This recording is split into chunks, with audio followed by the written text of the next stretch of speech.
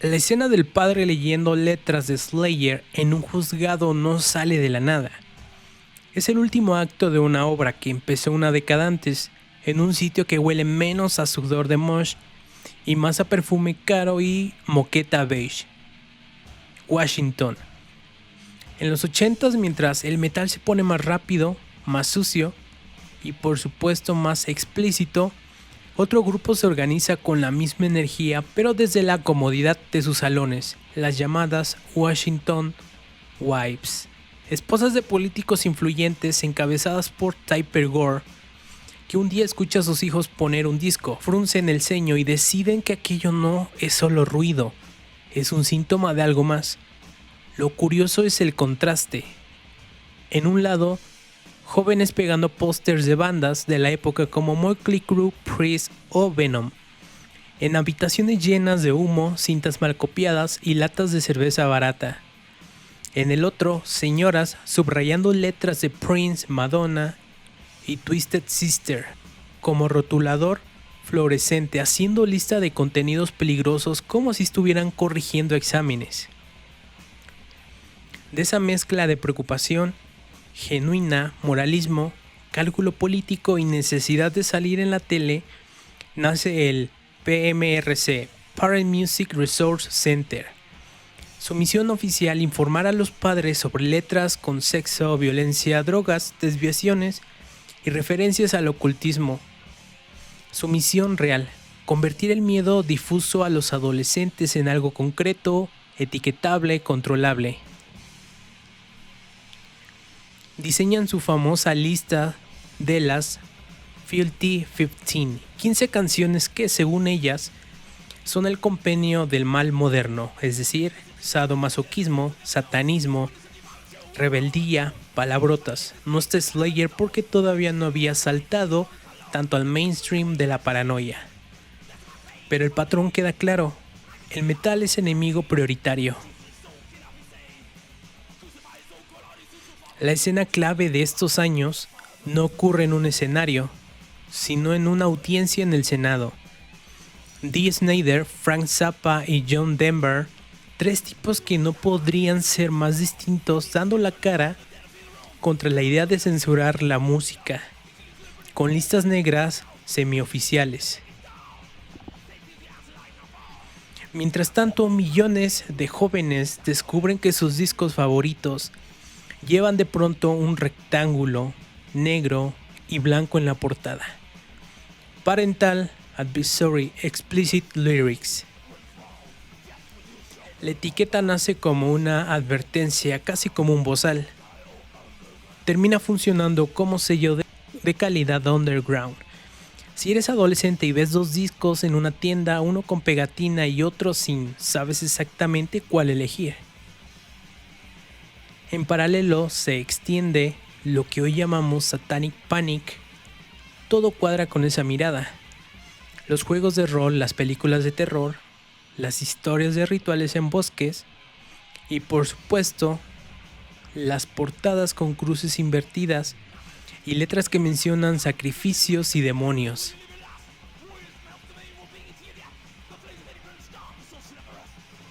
Algunos teólogos empiezan a decir que la música no solo refleja el mal, sino que lo invoca, que abre puertas que puede empujar a los jóvenes a hacer cosas que de otro modo jamás harían. Es cómodo de creer.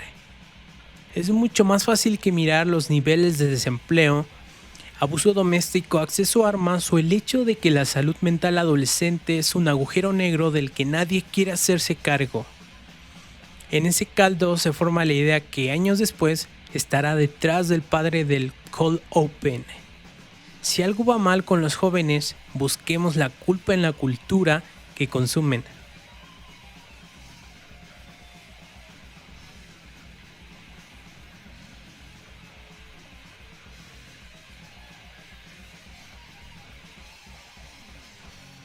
Ellis Paller desaparece en el verano de 1995, Nipomo, California.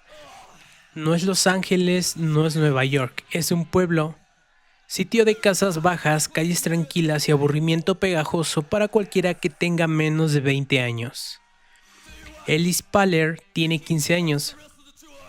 Es una adolescente de instituto, uniforme, una mezcla de timidez y ganas de que pase algo. Cualquier cosa, vive con sus padres, va al colegio, escucha música, intenta encontrar su lugar en un entorno donde el plan del fin de semana es siempre lo mismo. Una noche no vuelve a casa. El tipo de cosa que en un pueblo pequeño se siente primero como un malentendido, luego como una pesadilla logística y después como algo que nadie quiere nombrar. La buscan, pegan carteles, llaman amigos, nada. Pasan meses, para ser exactos, 8 meses. Y mientras tanto hay 3 jóvenes que sí saben dónde está Ellis. 3 adolescentes que la conocían, que la sacaron de su casa con una excusa y la llevaron a un campo entre árboles en una noche cualquiera. Mientras sus Walkman sonaban bandas de death y thrash metal, y sí, entre esas bandas estaba Slayer. Lo que ocurre ahí lo contamos rápido porque no hace falta recrearse. Su cuerpo se queda en ese descampado durante meses, expuesto al clima, a los animales, al olvido. Cuando uno de los 3 confiesa y lleva a la policía al lugar, el caso revienta en toda la prensa. No es solo un video más, es según las palabras que se van a repetir una y otra vez. Inspirado por música satánica. Los propios asesinos alimentan ese relato. Hablan de sacrificio, de ritual, de que querían ofrecerla para que su banda favorita, es decir, Slayer, les diera éxito, fama, algo, que las letras les dieron ideas, que se imaginaron la escena muchas veces antes de hacerla. ¿Es cierto que pensaban así o es una forma retorcida de darse importancia? No lo sé exactamente y es probable que ni ellos lo sepan, pero lo que importa es que esas frases llegan a oídos de unos padres que acababan de encontrar a su hija totalmente desvivida, y si les dices que hay un enemigo claro, con nombre, logo y discografía, lo agarran con las 2 manos. Aquí se planta la semilla del catalizador. No basta con condenar a los... Alguien decide que hay que ir más arriba hacia la fuente del veneno. Y la fuente para ellos es Slayer.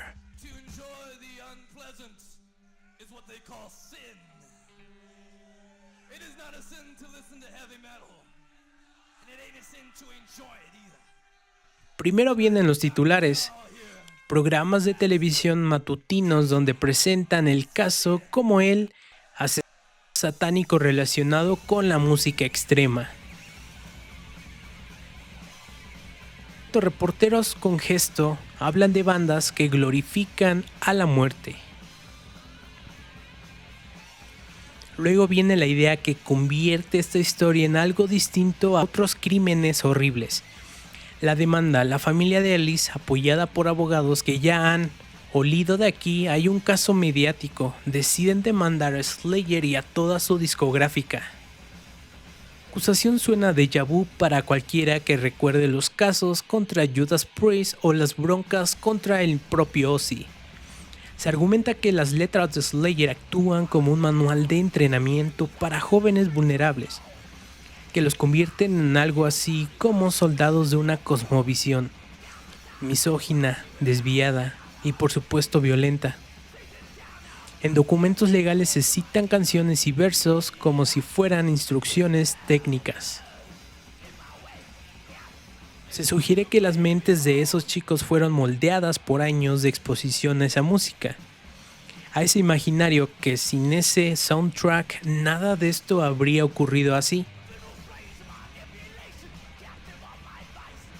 La cosa escalaría. No es solo la música influye, sino la música incita, y si incita, ¿por qué no tratarla como un producto defectuoso peligroso? ¿Por qué no responsabilizar a quien la fabrica y la distribuye a menores? Paralelamente vuelven a la superficie todos los debates de los 80. El PMRC, el pánico satánico, la pegatina de Parental Advisory. Columnistas resucitan aquellos argumentos que el metal promueve violencia, es violento, es culto, satánico, que destruye la moral de la juventud. Y aquí es donde la historia da un giro que honestamente es de locos. El sistema que había dicho, ok, vamos a revisar a los padres con un sticker, ahora tiene que decidir si también quiere convertir a una banda en chivo expiatorio jurídico. Hay giros pequeños pero importantes.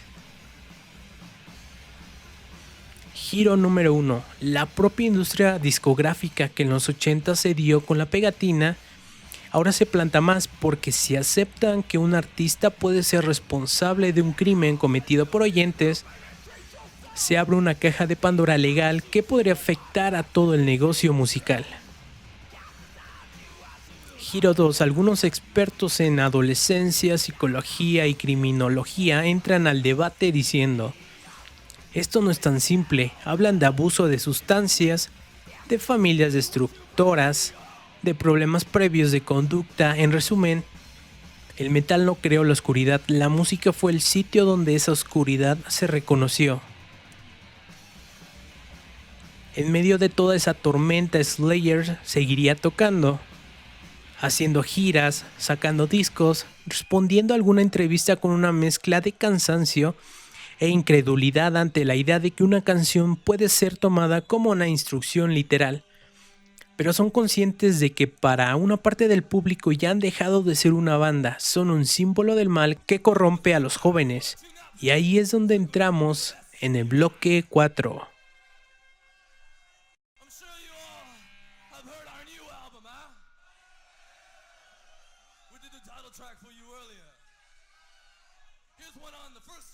Volvemos a la sala del juicio, no a la literal que ya vimos al inicio, sino a la que está en juego ahí adentro. Legalmente el caso es frío. Hay que decidir si las letras y la música de Slayer pueden considerarse material dañino para menores. Se incitan de forma directa a cometer actos concretos. Emocionalmente el caso está cargado hasta el techo. De un lado, una familia que lleva años viviendo con un hueco imposible de rellenar y que necesita que algo encaje en su narrativa del porqué. Del otro, unos músicos a los que siempre les gustó provocar, coquetear con imágenes de culto, sacrificio, guerra, pero que al menos, según ellos, nunca pasarían de la ficción. Los jueces al final fallan contra la familia. Rechazan la idea de que Slayer sea responsable legal del crimen y más de que su música constituya una invitación directa. Pero ese veredicto jurídico no borra el veredicto emocional. Para la familia Paler, Slayer seguirá siendo parte del monstruo que les arrebató a su hija. Para una parte de la opinión pública, el metal seguirá siendo ese paisaje sonoro en el que crecen fantasías de violencia. Y aquí, en mi opinión, es donde la historia se vuelve realmente perturbadora. Porque si miras con frialdad las estadísticas, el metal no es la banda sonora exclusiva de quienes se pierden. También lo es de quienes sobreviven, de quienes usan las letras como válvula de escape para cosas que podrían haber hecho mucho más daño si se quedaban dentro.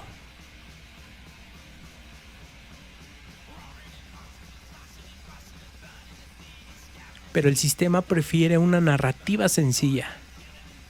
Música peligrosa es igual a jóvenes desviados, lo que se traduce a tragedia. Es limpia, es vendible, cabe en un titular. La compleja, la que habla de la depresión, de abandono, de acceso a armas, de fallos del sistema educativo, de bullying, de consumo de sustancias, no vende. Y desde luego, no cabe en un breve de telediario.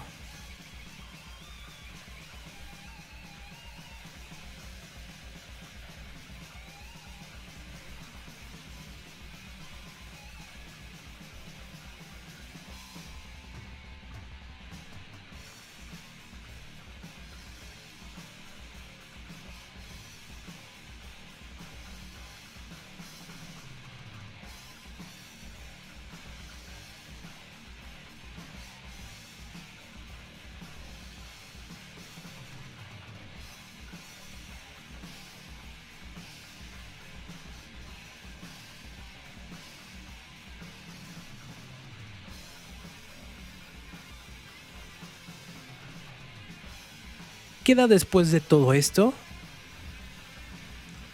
Por un lado, la pegatina Parental Advisory se mantiene, pero se vacía de sentido.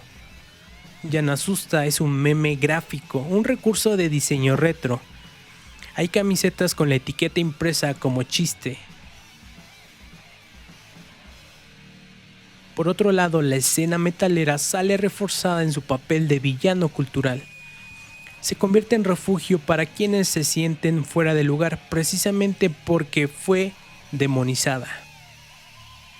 Si te dijeron que esos discos eran peligrosos, ¿qué mejor carta de presentación para un joven que quiere sentirse distinto? Legalmente los casos contra Slayer, Judas Priest, Ozzy y compañía dejan un precedente. Es muy difícil que un tribunal serio acepte la idea de que una obra cultural es culpable directa de un crimen cometido por un solo individuo. Pero el patrón mental no se va, solo cambia de objetivo. En los años 2000, la diana se mueve hacia los videojuegos violentos. Más tarde hacia las redes sociales, los foros, los challenge supuestamente diabólicos. Hoy hacia la inteligencia artificial, los chatbots, los algoritmos que manipulan a los jóvenes. En cada época alguien ocupa el lugar que ocupó Slayer en ese juzgado. El villano cultural al que culpar de lo que no entenderemos. Mientras tanto, la realidad dura sigue siendo la misma.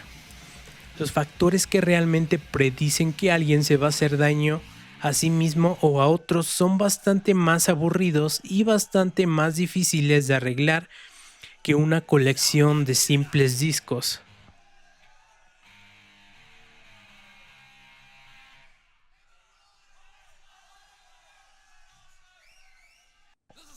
Al final, esa imagen del padre leyendo letras de Slayer frente a un juez te deja una pregunta incómoda pegada a la nuca. ¿No es la música influye? Claro que influye. Ni siquiera es ¿el arte puede empujar a alguien que ya está al borde? A veces sí, a veces lo detiene, a veces solo le pone como tal la banda sonora. Entonces la pregunta de fondo es otra. ¿Por qué preferimos seguir buscando culpables en los altavoces antes que en el espejo? La guerra cultural contra el metal en los 80 y 90 nos enseñó con toda su torpeza una verdad fea. Cuando una sociedad tiene miedo de que sus jóvenes rara vez se preguntan qué les ha hecho, lo que hace es buscar qué están escuchando, qué están viviendo, qué están jugando y declarar eso como el enemigo número uno. Slayer sobrevivió a los juicios. El metal sobrevivió a las pegatinas. Los adolescentes siguieron encontrando los riffs de guitarra que sonaran a lo que llevaban dentro. Las familias como la de Ellis Paller, en cambio, no tuvieron esa suerte, lamentablemente. La historia no terminó con un fallo judicial, siguió en una casa con una habitación vacía, en una silla que ya no se ocupa, en un silencio que ningún disco, por extremo que sea, puede llenar. Tal vez la única lección honesta que deja todo esto es que la cultura puede ser peligrosa, por supuesto. Pero es mucho más peligroso un mundo que se niega a escuchar de verdad lo que sus hijos le están gritando cuando se ponen esos discos. Porque si no lo hace, siempre habrá otro Slayer al que llevar a juicio. Y la sensación de que el problema está resuelto durará lo mismo que un estribillo pegadizo.